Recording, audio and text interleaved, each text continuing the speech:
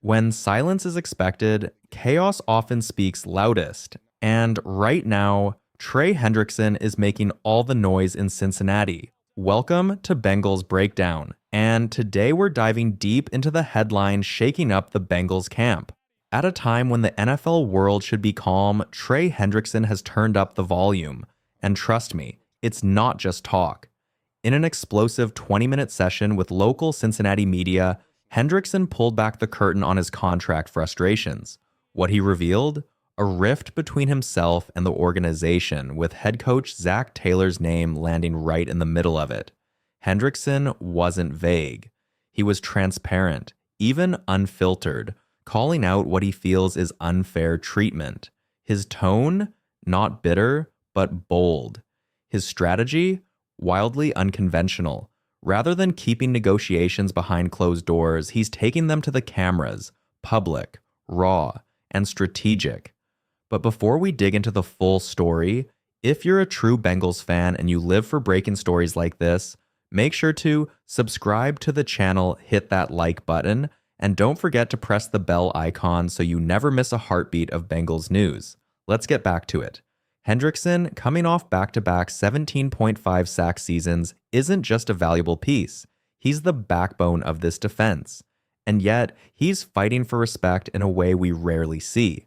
Publicly, persistently, and with purpose. It's clear, this isn't just about money. It's about how Cincinnati treats its stars. The big question now, how will the Bengals respond? Do they double down and risk alienating their top pass rusher? Or do they reward the production and lock him in for years to come? This is more than a contract standoff. It's a defining moment for the Bengals culture moving forward. Stay tuned. We're just getting started. Trey Hendrickson is not the kind of guy who usually makes headlines with his words. Quiet, reserved, media averse, he's always let his performance speak louder than press conferences. That's exactly why this moment feels so surreal. Out of nowhere, in the middle of Bengals practice, Hendrickson stepped off the field and gathered the local media. Not after practice, not in a press room, but during actual team drills. And what followed was 20 minutes of rare vulnerability, confusion, and frustration. You could tell this wasn't a prepped statement. It was raw. At times, disjointed. He admitted these decisions came fast. He and his wife talked, they prayed, and as he put it, we address these things as Hendricksons. This wasn't planned. It wasn't polished. It was emotional. The entire backdrop made it even stranger. Veterans and rookies practicing together, drills in motion, while on the sideline, Hendrickson opened up about feeling blindsided by the front office and even by Zac Taylor. Katie Blackburn's remarks from the owners' meeting still seemed fresh in his mind. If you recall, she basically implied Hendrickson should be content with what he's been offered. But for Hendrickson, that wasn't just business. It was personal. And one text from Zac Taylor, delivered 30 days before mandatory camp, seemed to seal the deal in Hendrickson's eyes. Not because of what it said, but because of the timing. In his words, a little bit transpired between me and Zac. We've tried to keep it from getting personal. But at some point, it does. That moment of honesty shows just how deep the tension runs. The communication breakdown after the draft made things worse. Hendrickson, feeling shut out, was forced to confront a hard truth with the closest people in his life, his wife, his son, and his agent. And what he told them? This might not work out. It's a brutal reality. But what's even more telling is how public this has become.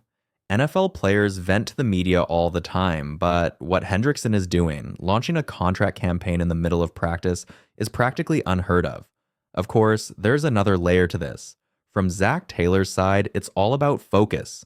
The Bengals need to be ready for September.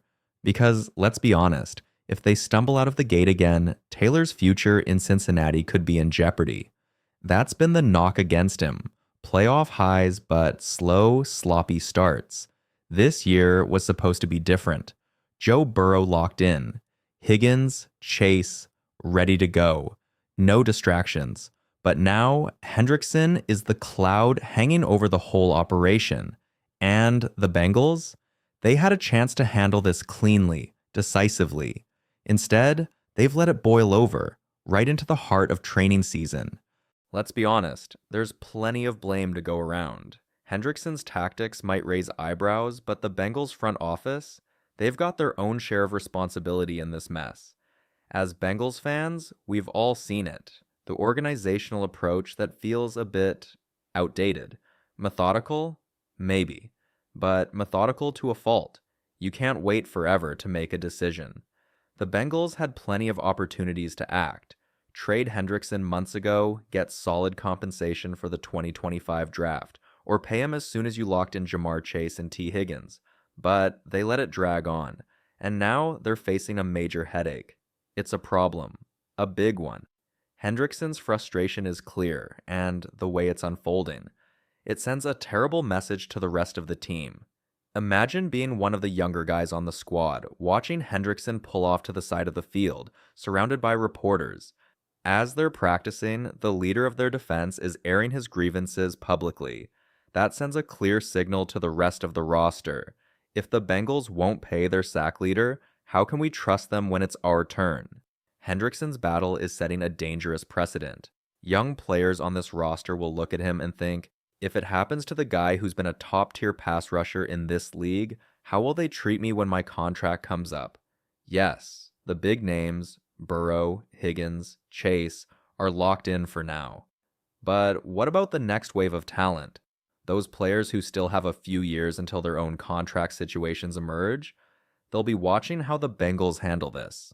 As Hendrickson pushes forward with his public negotiations, it might be the wake-up call Cincinnati needs, but it could also cost them much more in the long run, especially with their future stars looking on. Trey Hendrickson's contract situation has turned into a spectacle, an entirely unconventional one.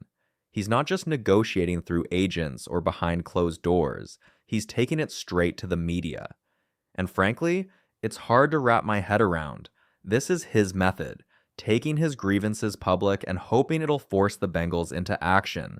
But let's be real, the Cincinnati Bengals aren't going to blink. They're not swayed by media pressure or public outcry. They stick to their process, and while it may be frustrating for Hendrickson, he's not going to win this battle with noise alone. The Bengals, if they do come through, will do so because of their long-term plan.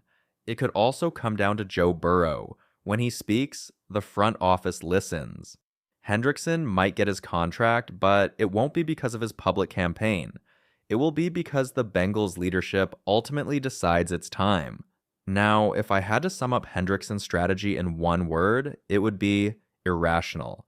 This isn't how you get things done in the NFL, especially not with the Bengals. But that doesn't mean things won't work out eventually. It just means it's a long shot that this method of negotiation will actually lead to a new deal. Let's go back to those comments he made to ESPN, which were released by Adam Schefter. Hendrickson shared how post-draft communication with the Bengals had completely stopped. His camp was left in the dark. He said, "The offers prior to the draft didn't reflect the vision we were promised last offseason. Coaches are aware of these past conversations, but instead of collaboration, it's just radio silence." That's tough. But here's the thing. Promises without anything in writing are practically meaningless in the NFL. It's a harsh reality, but it's the world they live in. Hendrickson's situation is no different than what a lot of us face in our professional lives. You can't rely on promises, especially when there's no paper trail to back it up. But let's not forget the bigger picture. A lot has changed since those promises were made. Most notably, T. Higgins is now a key part of this team's future. Cincinnati didn't expect to have him locked down long term, but when Joe Burrow put his foot down and said Higgins stays, the organization had to pivot. And it's not just the players. Look at the entire market. The edge rusher market has exploded.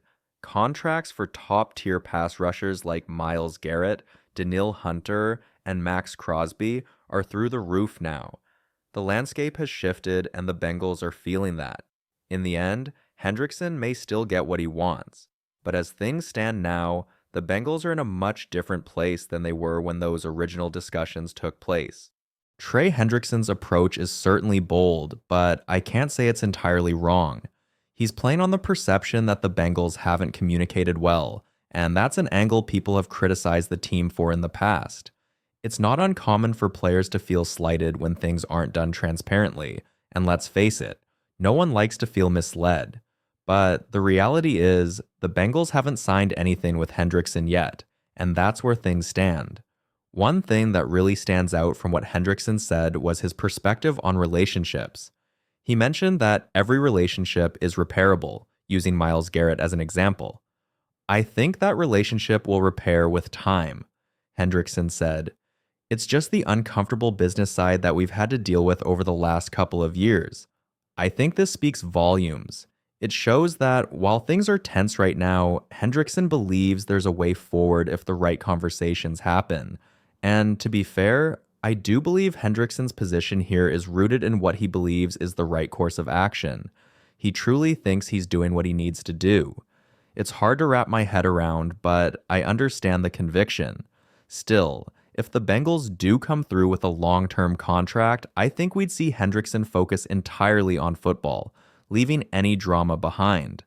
After all, when players get what they want, the distraction tends to end.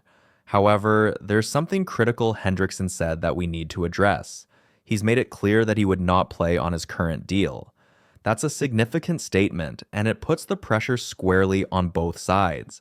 It comes down to whether the Bengals will budge and give him the contract he's asking for, or if Hendrickson will continue to face fines for holding out. The consequences could be severe. He could end up losing millions of dollars if he doesn't show up for camp.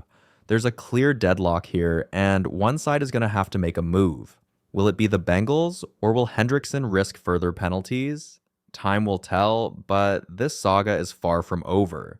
Don't expect this to be resolved quickly. It's likely to drag into training camp, and I'd honestly be surprised if it doesn't.